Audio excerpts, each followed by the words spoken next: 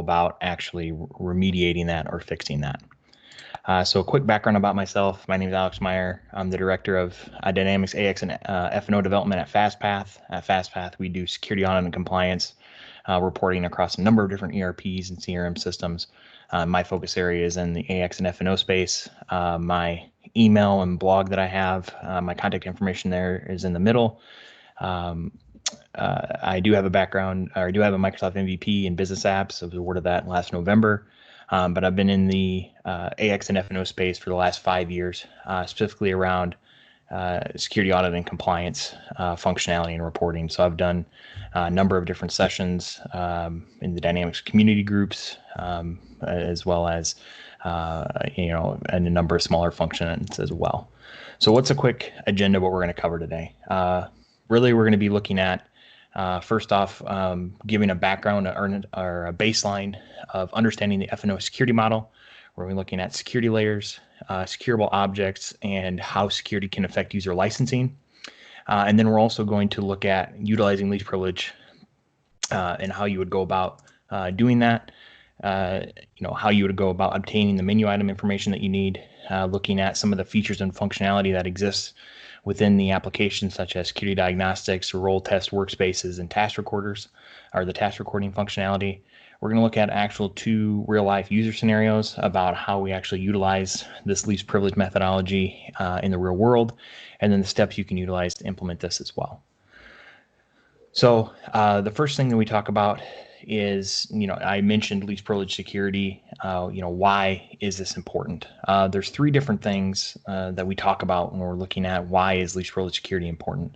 The first is that if you implement, I guess, what is least privilege security? Least privilege security is assigning the least amount of permissions to a user that they need to perform their day-to-day operations.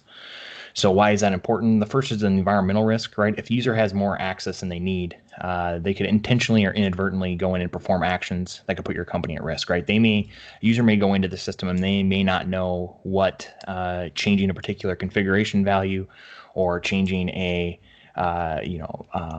purchase order or other object in the system the impact of that.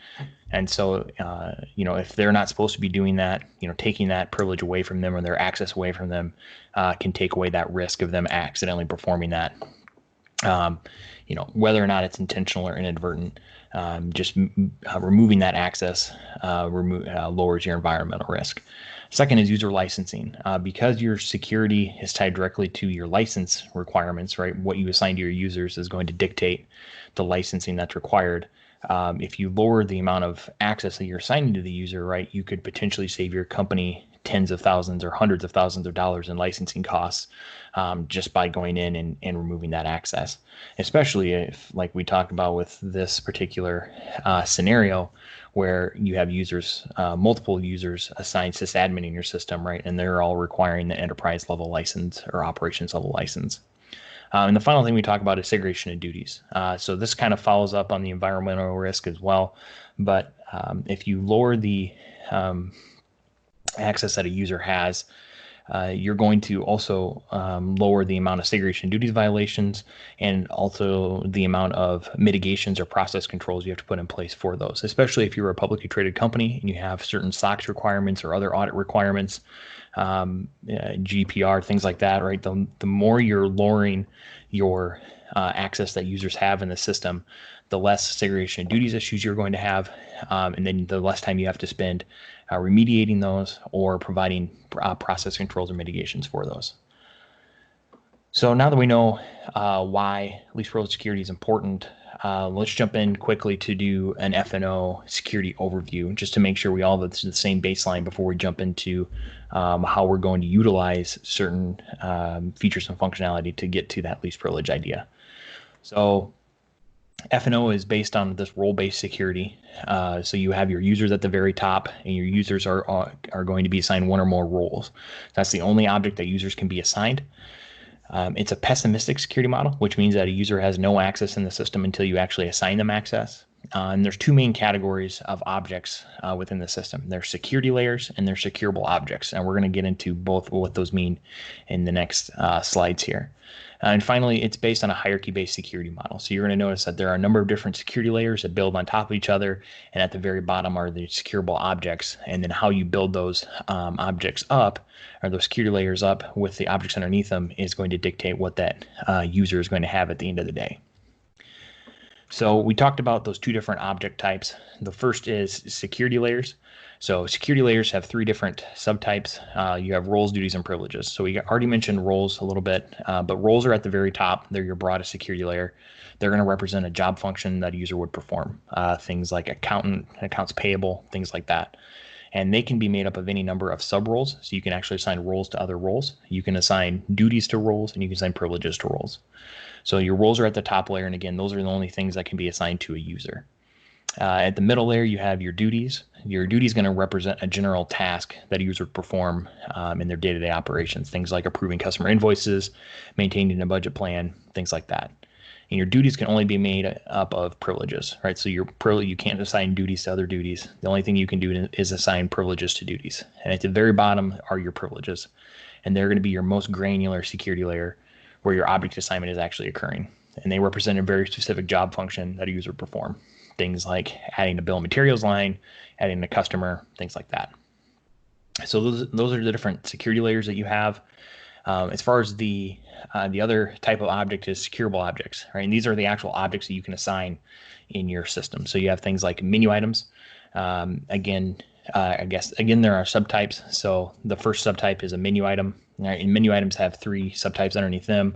You have display menu items, or menu item displays, which are linked to forms. So any page that you go to in the system is going to be controlled by menu item display. You have menu item outputs, which are reports that a user can export. So these are actually reports where you would go in and run them, and F&O would ask you how you want to actually export that report, right? Do you want to export it to the screen? Do you want to export it to a file? Those are menu item outputs. If you're just exporting data from a grid, normally that's going to still be under a menu item display. And then the final type is a menu item action. So a menu item action is anything that when you're telling the system to go and do something. So things like posting a purchase order or journal entry, cutting a check, where you're actually telling the system to go and perform some background process is normally a menu item action. So that's the first type.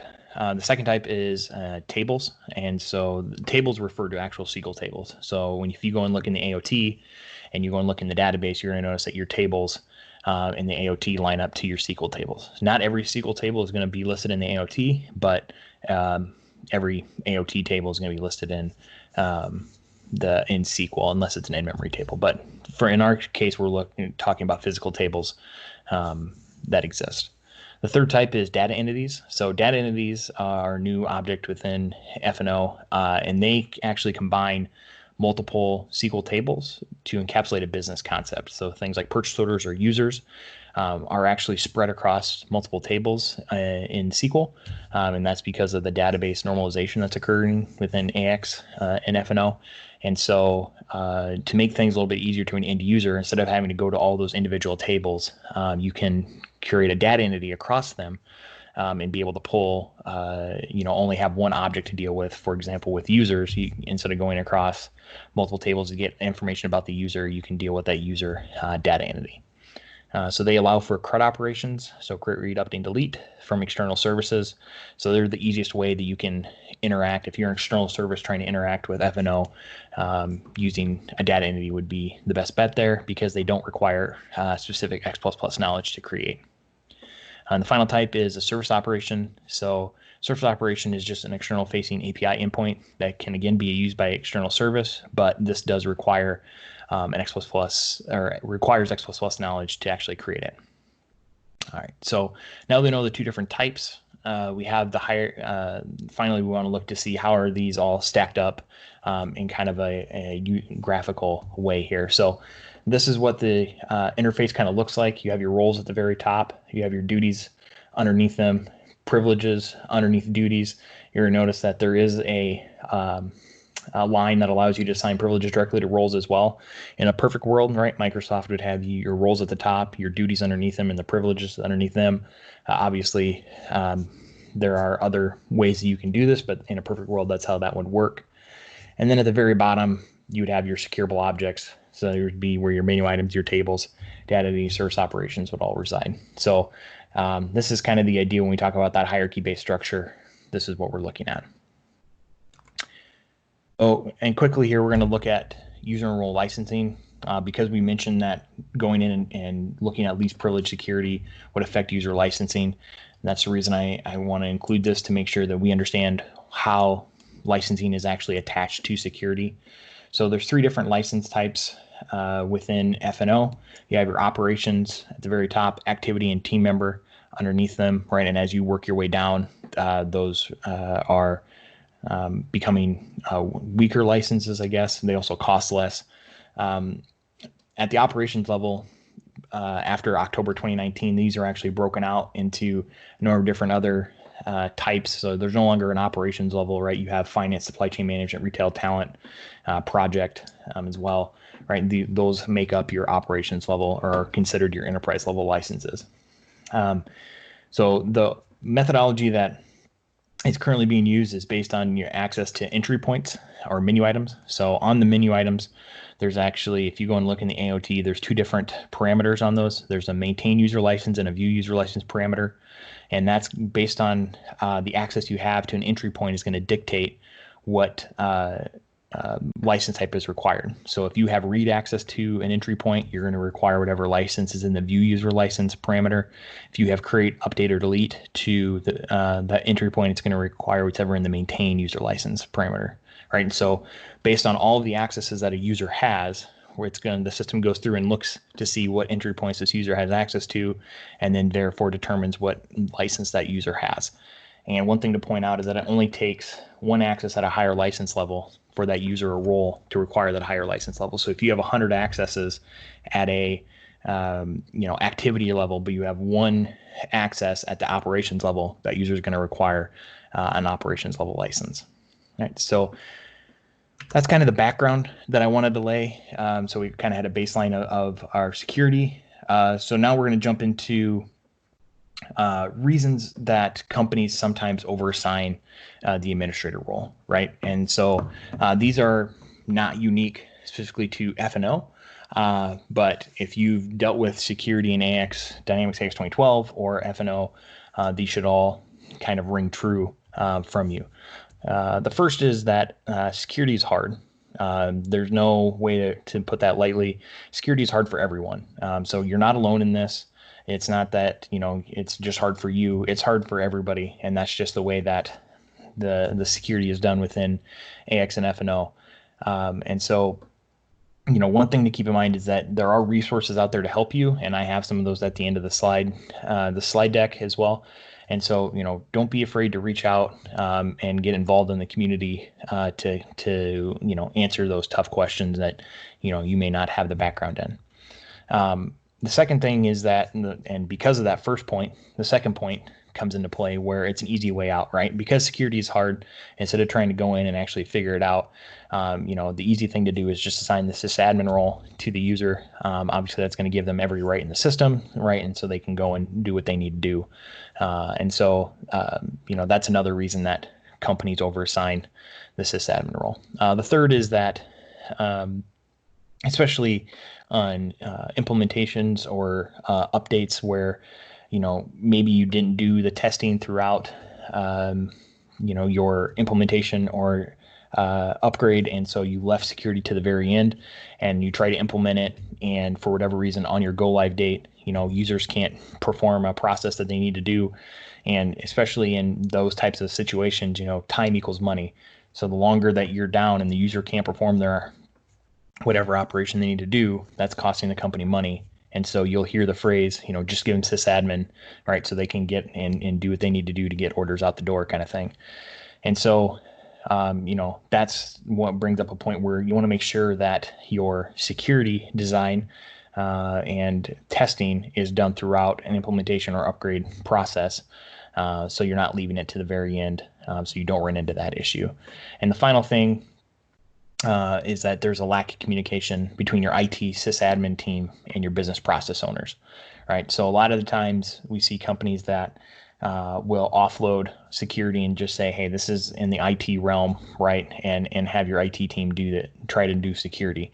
And while that may make sense on paper, right, and in practice, your IT team may have the rights and may have the knowledge to go in and actually assign security, but they don't know what users in your organization need access to, right? Your business process owners do. And so you have to have this communication between your business process owners telling your IT team what they actually need access to, and your IT team actually going in and performing that and getting that set up. So there has to be communication between those two teams. And so along with that, right, we have why shouldn't you give the administrator role? And we kind of talked about these. I just wanted to reiterate them again. But the big one here is that once it's assigned, it's very difficult to take away. The analogy that we sometimes use is that it's like trying to put the toothpaste back in the tube, right? Once you assign somebody sysadmin, it's very difficult to go in and try to take that away from that user and actually have them become least privilege security in that case. We already talked about the environmental risk, user licensing, segregation of duties. The other thing is that it's going to be one of the first reports that your auditors are going to ask for, right? If you do have either internal, external auditors coming in, the first report they're going to ask for is who's assigned sysadmin, and the second report they're going to ask for is what are they doing in the system, right? So if you can limit the number of users that are assigned sysadmin, you're going to cut down on the work you have to do whenever you do have an audit of any kind. So now that we know why we shouldn't give sysadmin, right, what are our options for fixing it, right? So if you are in a situation where you have over-provisioned sysadmins, right, what can we do to actually fix that? And there's really two different approaches that we kind of talk about at FastPath.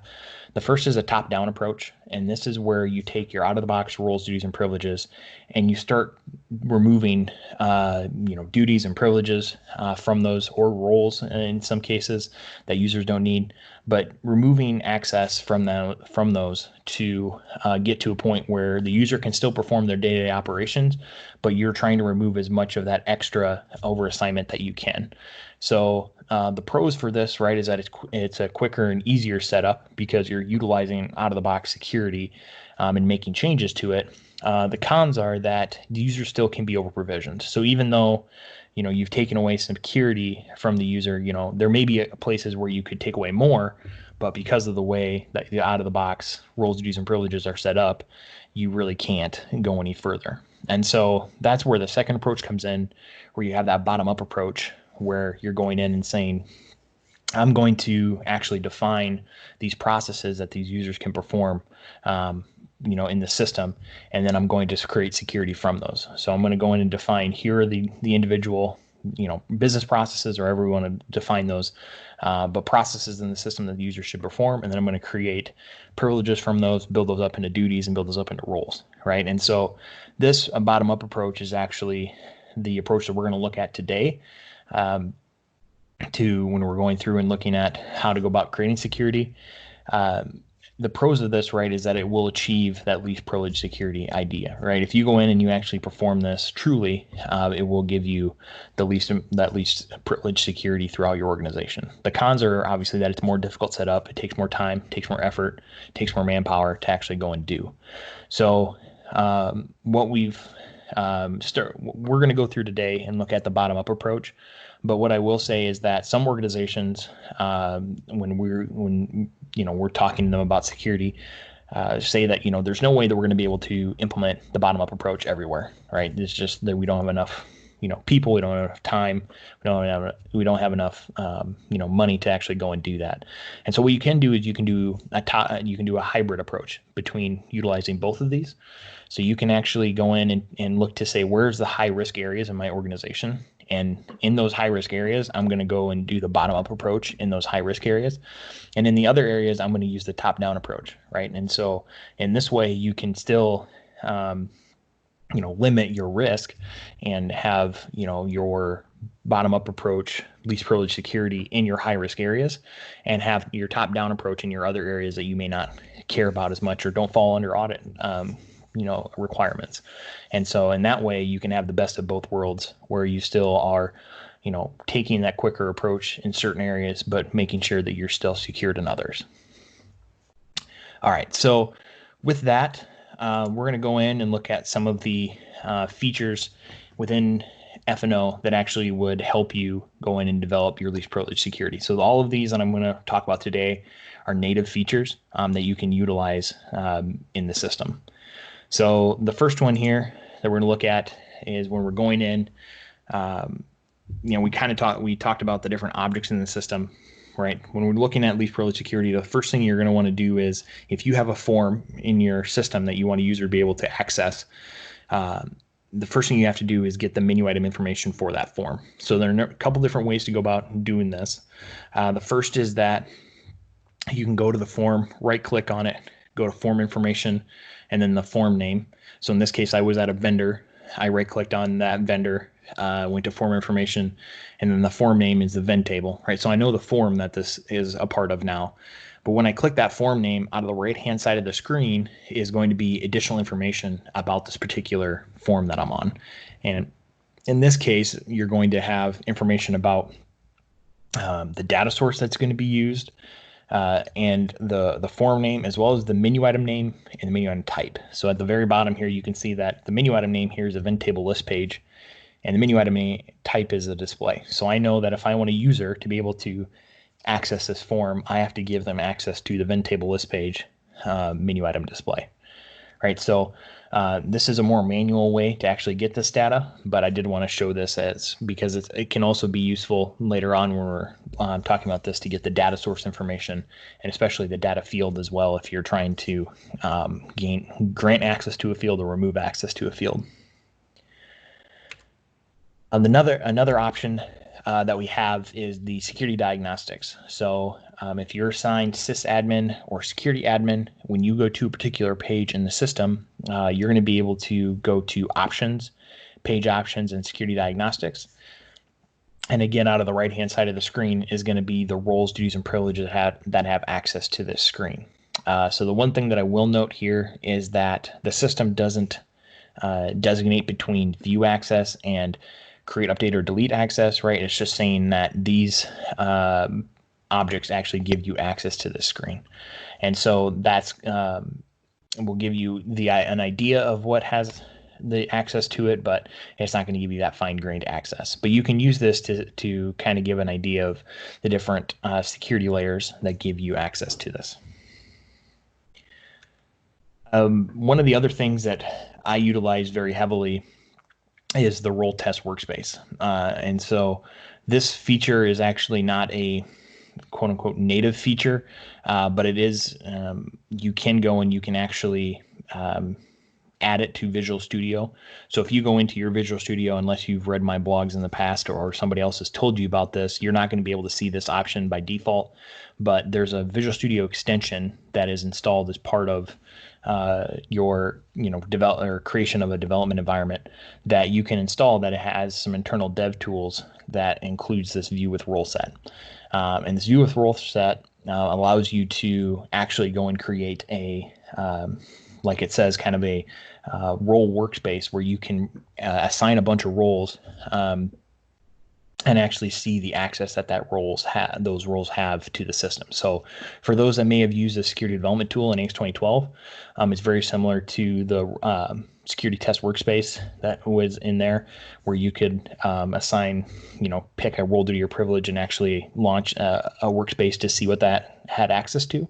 In this case, you can only do roles, but one additional feature here is that you can do this for multiple roles, and you can select a user from the dropdown and actually see their roles that they're currently assigned and either add or remove roles from them to be able to see what they have access to. And so it's a very nice tool to be able to go in and, especially if you're looking to modify security, be able to, or test security, it makes it really easy for that testing process. So another tool that we're going to use is the task recorder functionality. So for those that don't know, the task recorder functionality is a native tool within the system, and it's normally used for documentation or testing purposes, right? So it goes in, and what it does is it actually will record the steps that a user is performing in the system, and then it gives you the ability to either output those to things like a Word document. You can export them to LCS for a business process.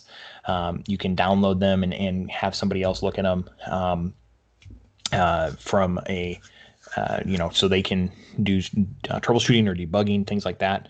Right. And so this tool has other purposes, but a byproduct of this is that it actually stores the securable objects that you are utilized during a particular task recording. So we can use these to actually go through and help set up security if we know how to take those and analyze them correctly. So just some quick steps here. If you're looking to perform a task recording, it's in the upper right hand corner. The gear icon, go to task recorder. Once you click on that, you give the task recording a name. And then as you go through and actually start performing steps in the system, the task recorder will record those steps again on the right-hand side of your screen. The dialog box will appear, and in there will be the steps that you're performing. So in this case, you can see that I went to accounts payable, went to vendors, went to all vendors, found a record in that, selected that vendor and then clicked edit, right? So I actually was going in and editing a vendor in this case. Once you're done with the process, you can actually stop the recording. And then again, you have those different options to actually save this to your PC as an AXTR file. You can save it to LCS as a business process. You can export it to a Word document, or you can save it as a developer recording, which is an XML. So whether you pick the first or last one, it doesn't matter. But if you pick one of those two, what you can do is that there is a tool within F&O called the Security Diagnostics for task recordings. And you can take that task recording and actually upload it from your computer, or again, you can open it from LCS as well if you have your business processes there. What it does is it goes in and it will show you the menu items that are required for this particular task recording. So in this case, I was going in, it looks like I was editing and creating an address for a customer. And so it actually goes in and it shows me the different objects that I'm going to need to perform that task.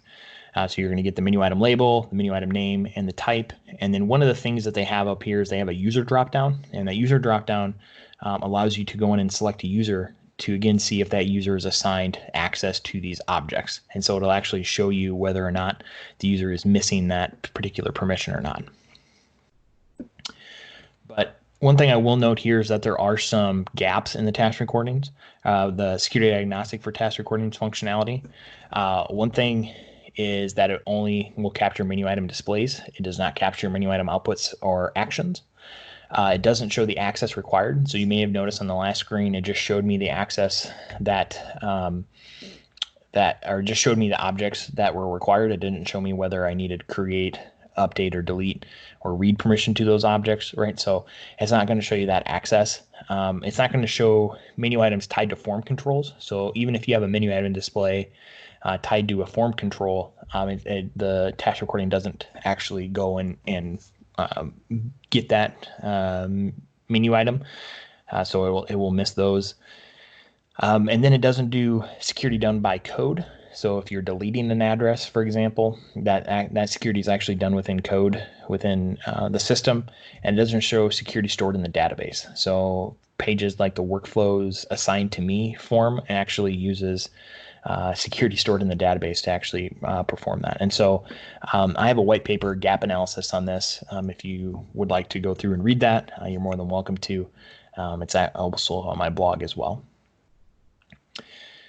And I actually do have a tool as well that does kind of the same idea. I actually wrote this before Microsoft released their the security diagnostic for task recordings, but I left it out on my GitHub. One thing I will note is that it does AX 2012 task recordings as well as F&O task recordings as well. So if you'd like to, that's there. All right, so now that we kind of have a background of how we would go about actually the different features and functionality that exist within F&O to help with this, right? What can we do? Or how do we go about and utilize those for different user scenarios? So I actually these are both real life scenarios that occurred on the Microsoft forums. And so I thought I would use these to actually share the process that I use to help answer both of these questions.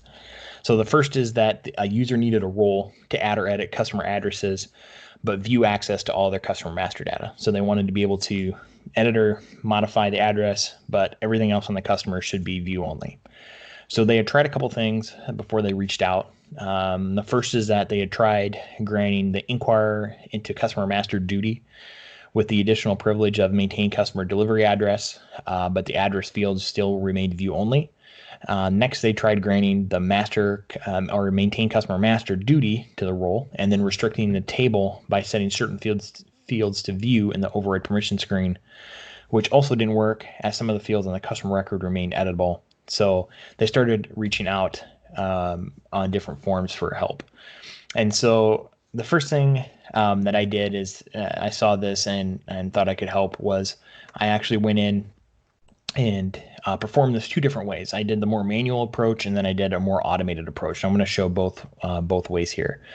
So the first is that for this customer, I actually went in and went to the customer page, went and grabbed the form information. In this case, the cust table list page is the form driving the customer's area. So I know the user would need access to that. And then I went into the address portion, and I went to create a customer address and edit a customer address.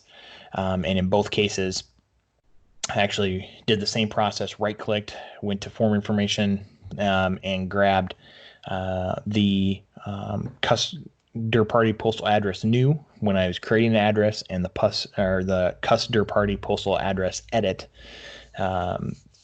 menu item display when I was editing the customer, right? So it depended on, in this case, there was a different menu item tied to when I was adding a customer compared to when I was editing a customer address. And so I had to have access to both of those. And then the final piece to this is that there was a grid actually, or a form that was actually used to actually display the addresses, which was the logistics postal address grid form part menu item display. And so those were the four pieces that I actually needed as well. So a more automated approach was I actually went in and recorded myself creating an address and then editing an address, right? And used the security diagnostic for task recordings to actually go in and show me the different objects that I would need access to. So you can see on the left, the objects that I need for adding or creating a customer address, on the right here for editing a customer address, right? And so you can see that a couple of those objects were there for both, but the new and edit address menu item displays were obviously different there. So what was the actual solution in this case? So I went in and actually assigned view permission to the cust table list page, update permission to the customer party postal address edit, and then create permission to the customer party postal address new and the logistics postal address grid form part. And so on the screenshot here to the right, you're able to see that when I go to a customer now, I don't have the option to edit or delete the customer itself, right? So none of the customer attributes are going to be editable, but if I come down to the addresses, I still have the ability to add or edit that address. And so in this case, just those four permissions were what the user actually needed, and they didn't need to go through and have the out of the box duties of maintain customer or view customer master, right? You could have just these four and actually get the solutions they were looking for. So the other side to this is what about denying access to objects, right? So instead of actually granting access to an object, what about denying that access? And so the second scenario that we have, and it's a very common scenario, is the user wanting to give access to a sales order line, but then deny access to the sales order header itself, right? So they can view the sales order header, but they shouldn't be able to modify that. They can only edit or add or edit the sales order lines that come in. And you can utilize the same process for any time you want a user to be able to edit some fields on a form, but not others, type of thing as well. So the first thing I did is I actually recorded myself going in and recording, performing this particular task. So I actually went in and recorded myself performing those. And I did it in two different, areas. One is I actually recorded this and uploaded into the security diagnostic for task recordings area within F&O, and then a product that I wrote within FastPath as well, called our security designer, to actually be able to get the access types that I would need. So in this case, was able to see that I had read access to the sales table list page and delete access to the sales table details, which is what I needed in this case. So when I assigned those two permissions to the user, right, this is the access that I had, right, and I knew that obviously the idea is that I want to make sure that the edit, new, and delete aren't there for this, but I still wanted the sales order lines to be able to be fully functional in this case. So at this point, I had to go in and start looking at the data sources that are behind this, because if I want to start controlling the command buttons on a form, right, that's going to probably be the easiest way to go about doing this. So, one of the new permissions within F&O is this deny permission, and so that's what I'm going to actually utilize in this case. So the first thing that I went in is I looked at the data source for the form itself, and I can see it's a sales table. And so I know that I only want the user to be able to view the sales table. I don't want them to be able to update, create, or delete to the sales table itself, because that's the data source actually driving the header information.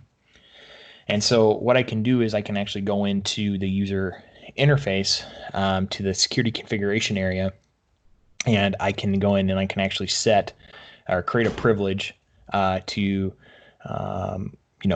grant access to the sales table at a read level if I wanted to, but then deny permissions to the update, create, delete. And one of the, again, this is one of those new features within F&O, and it's a very powerful feature because that deny is going to be a explicit deny.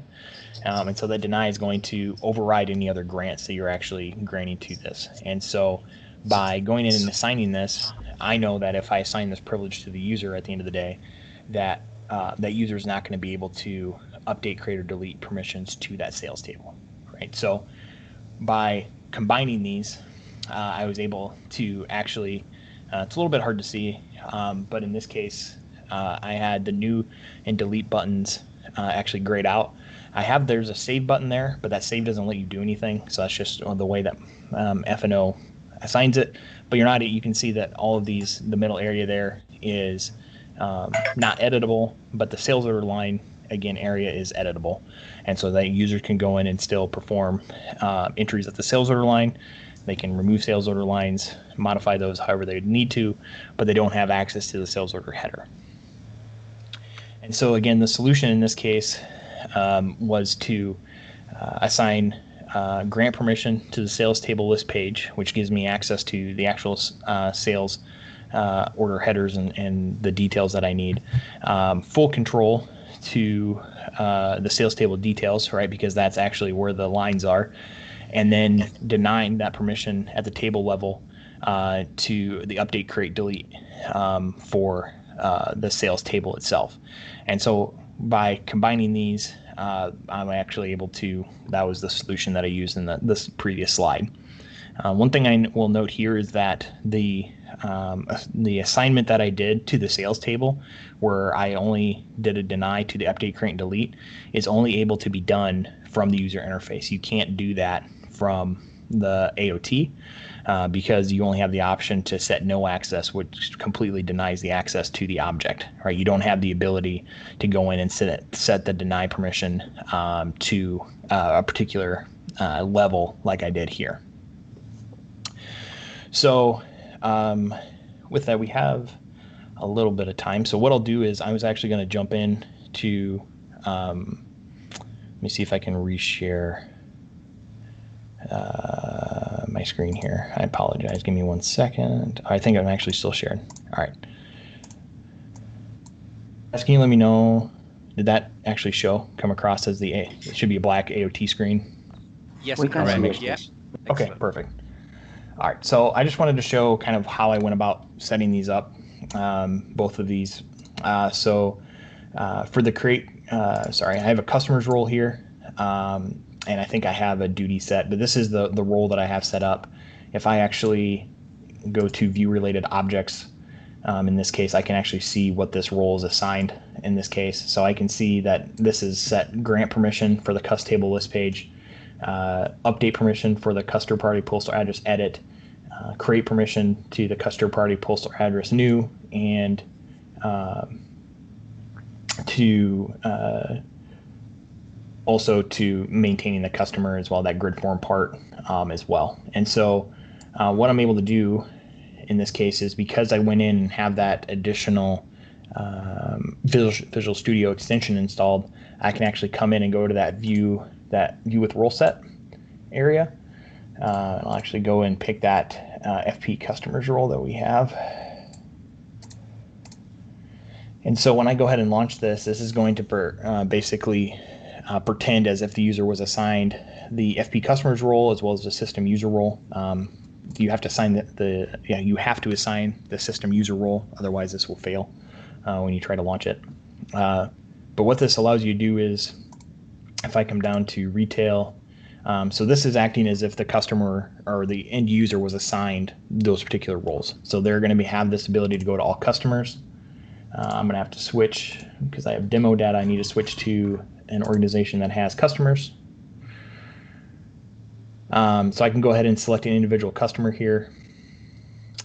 And now you can see that I have no access to edit anything on the customer record itself, but I have add and edit to the addresses here, right? And so that was the first scenario that we talked about. That was what they were trying to actually achieve in this case. So we'll go ahead and close out of this. And then we can go ahead and we can actually show the second option as well. So in this case, that was the sales line edit. So I'll go ahead and do this view related objects again, just to show what this has access to.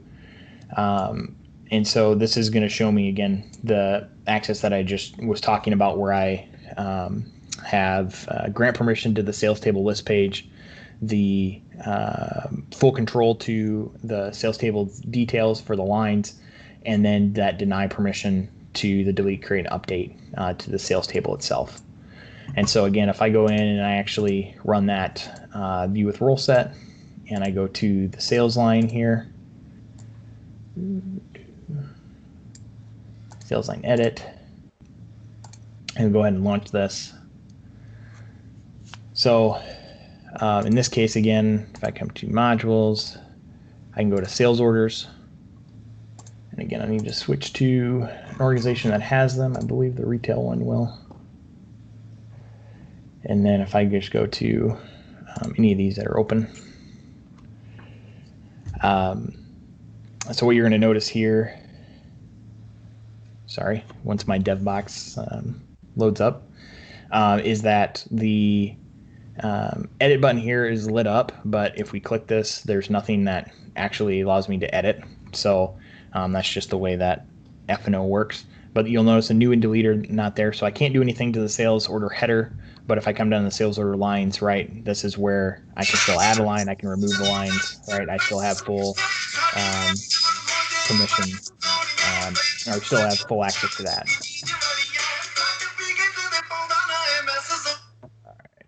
All right, so with that, let me go ahead and I will jump back into here. All right, so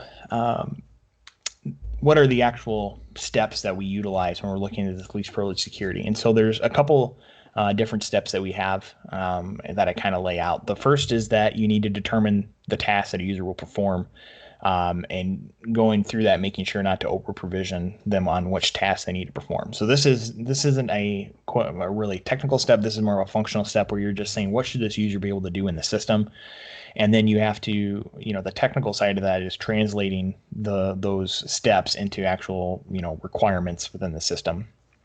So to help with this process, we have a security matrix that was created from FastPath. That's a free resource that you can use to help with this. It just breaks it down by by duties in the system that you can help to say what should this user be able to do.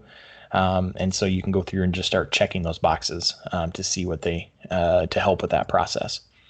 The second step with this is isolating the menu items from your process or task. So actually going in and trying to, again, work down and figure out which menu items, either menu item displays, outputs, or actions are actually driving that particular action in the system. And so this is where, again, you can use things like the task recorder to actually have the user perform that task, record it, and then utilize that task recording in either the task recorder parser that we showed or the security diagnostic for task recordings to extract the menu items that were actually consumed or utilized during that task recording. And then the next step is to determine the correct permissions for the menu items. So this is where you can actually go in and you can either utilize a separate tool like that security designer piece that I was showing you from FastPath, or if you just want to use a lot of these, especially if they're fairly straightforward examples, right?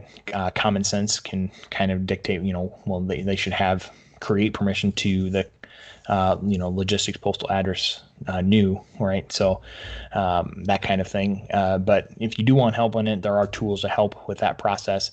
The other thing to remember is that for F&O security, your menu item security is going to be honored at your data source level. So that's one of the other changes from AX 2012 to F&O is that if you have read permission to a menu item, the data sources behind that are driven by that form are all going to have, if you come to that form through that menu item, then it's a read level. You're going to have read access to all of the menu item or the data sources behind there.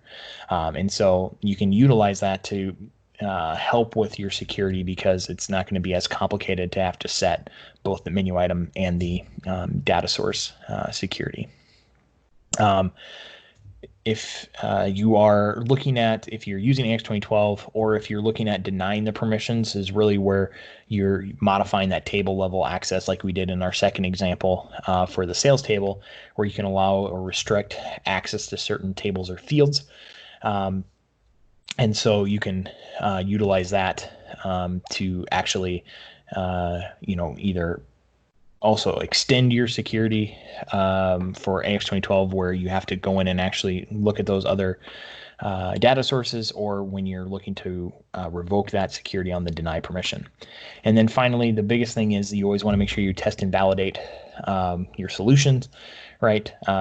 Just the same way you would code, you want to make sure that you're testing your solutions, that you are going through and making all your changes in a development environment, promoting those to a UAT test, going through the testing there, and then promoting that again to production, and that you're not allowing security to be directly done in production at any point in time, right? Just like you wouldn't let a developer go in and make changes directly to X++ code in production, right? You don't want to be making changes to security directly in production as well. And finally here, the users won't complain about having too much access, right? You're not going to run into too many users that are going to come to you and say, hey, I have too much access, please take it away. But users will complain if they don't have enough access. So it's a very fine line to walk when you're going through and looking at removing that access, especially if users are assigned sysadmin. So final thing here is I will say that there are a number of Microsoft resources, or a couple different Microsoft resources we have, as well as the FastPath resources. My blog is in there as well, that I write a number of different strictly educational about things that I find in security, things that I find in licensing is another big thing, big area that I'm in. There's a white paper around this session called Develop and Implement Least Privilege Security in F&O, where we cover a lot of the same topics. If you'd like that, link to my GitHub project as well. And with that, I left a little bit of time here at the end for any questions that have come up. And I know that it's the end of the day for some people, so wanted to be a little bit cognizant of that as well. So let me see if I can go through quite a few questions here. Yeah. Okay. So I'm going to start at the top and try to work my way down. What is the use of the unset permission? So that's a great question. So the unset permission is also a new permission within F&O. The unset permission, if we were to, if I can actually jump in and actually show this, it's another permission that exists within at the object level. So if we jump down to a privilege here, and it complements your create and deny. So your create access level within F&O is going to be the same as, I think I have, yeah. So you have your access types are still going to be listed out. You have read, update, create, delete, just like you did in AX 2012. Those are fairly straightforward. And then for each of these, you have grant, unset, and deny. So your unset is like the default state. If you don't want to grant access to this, but you don't want to deny access to it, your unset is going to be the default state. If you grant access to it, right, you're saying this user should have this access. And that deny, like we talked about, is that explicit deny. So if you don't want to grant access to the object, but you don't want to, if another role comes along, or another role due to your privilege comes along and grants that access, you don't want to deny it, right? That's where the unset comes into play. So that's the reason for that. So record level security. So please could anyone give some hints on record level security, how to achieve that in F&O? So like was mentioned as a response to that, record level security has been deprecated and is fully replaced by XDS. So XDS is the extensible data security, and basically what you do is you utilize, there's kind of three different parts to it. You have your primary table, constraint table, and then your query. So basically you utilize two different tables and then a query between them to dictate what records should be shown. So a great example of this is that if you have customers or that have a particular cus group, and you only want a user to be able to see customers with a cus group of 10, right? You can set that up because your primary table or your constraint table would be your cus group, your primary table would be your cus table, and then you have a query between them to say which cus group they should have, right? And so I have a blog about this. I know I saw Andre on here as well earlier. Andre is another Microsoft MVP. He has another great blog on XDS and how to go about to implement that as well. So that would be the process you'd have for doing XDS. Do you want to stop? Is there any way of stopping security reporting on the DAT company? I guess Ian, if you're still on, if you want to, can you give a little bit more background of what you're looking to do? Or I guess there's no way of because security is not designed by company, right? You're designing security and it's above that. When you get down into company access, that's done on the user role assignment. So you only have, for example, it's kind of different than AX 2009. You have one accountant role that goes across all companies. So when you assign the accountant role to the user, that user gets that access in all companies, and then you can restrict that down further by legal entity. So you don't really have security on a company level. Yeah, I'm not really, I guess, sure about what the background is. If Ian is still on and wants to clarify that, I can answer that as well. Does configuration have to be done in production, or can you run and test in UAT and then import into production and go live? Zaire, that's exactly the process that you should go through. Is that, like I kind of mentioned and I talk about on my blogs and stuff, is that no security should be changed in production at any point. Just like no code should be changed in production at any point. You really should be going through and doing your security at your dev level.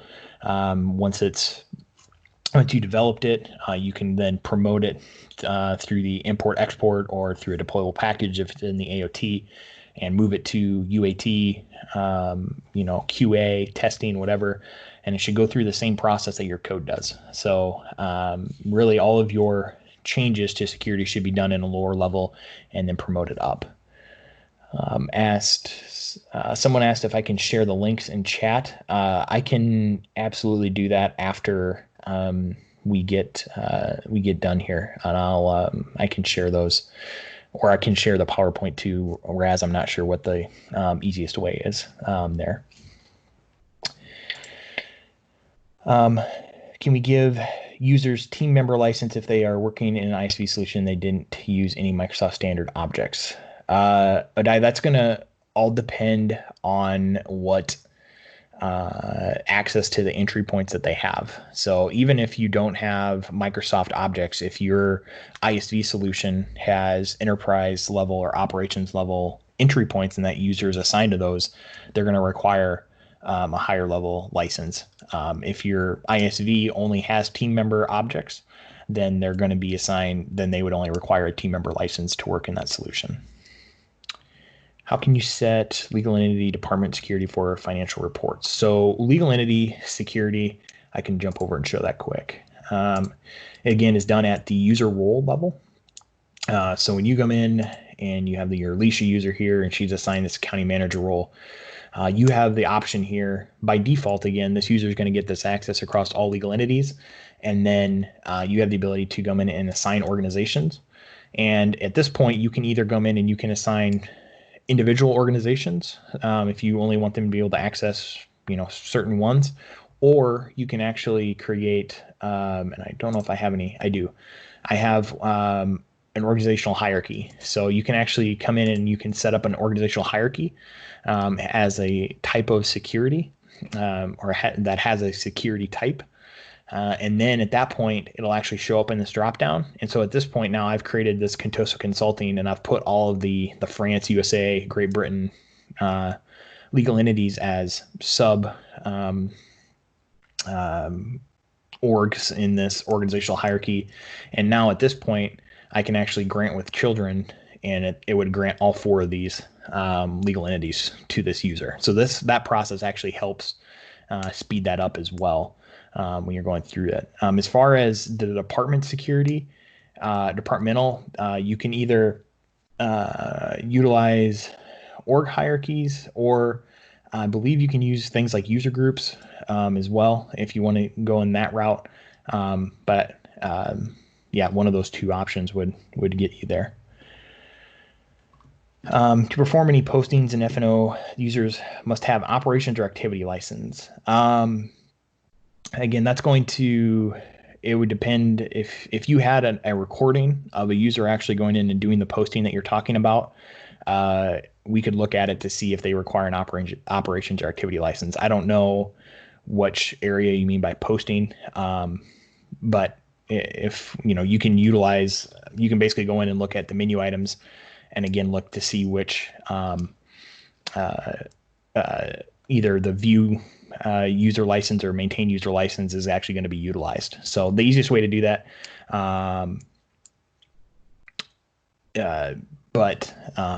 yeah, so we can go in and we can actually, if you want to take that offline, we can take a look at that.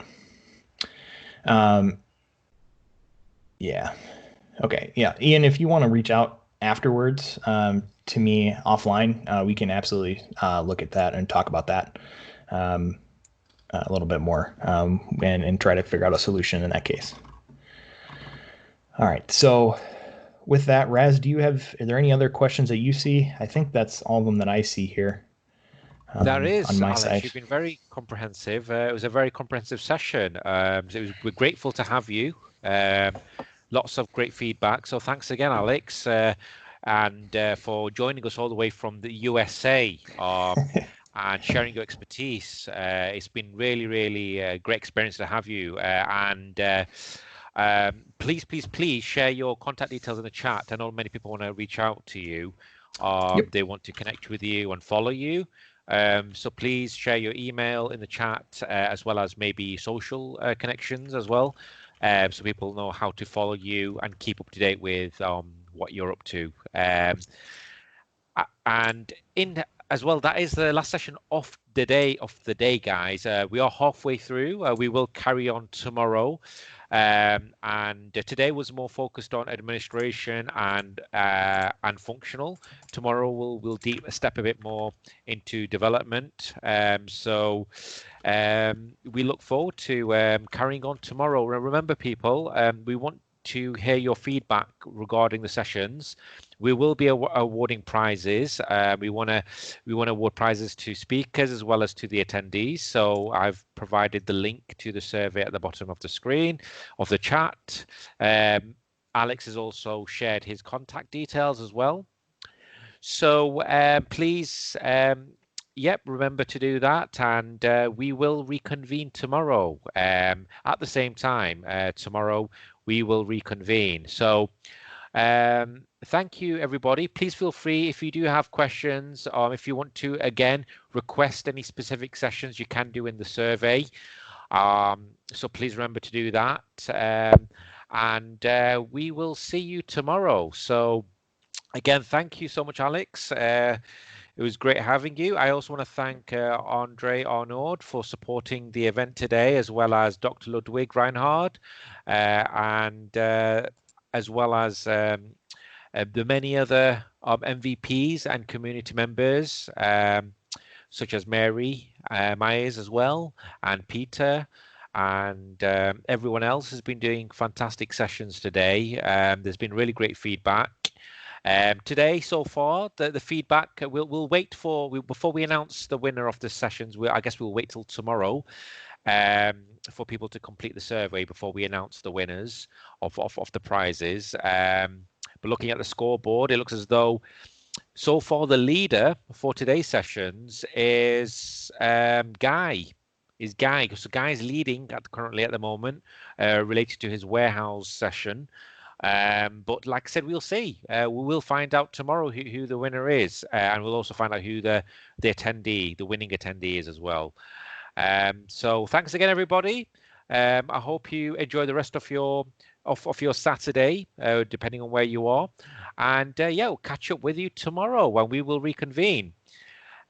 So I will end on a note with obviously we will carry on with I'll play our outro video, and feel free to carry on the dialogue and discussion on the chat, and we will carry on tomorrow. See you all, everybody, and see you all tomorrow.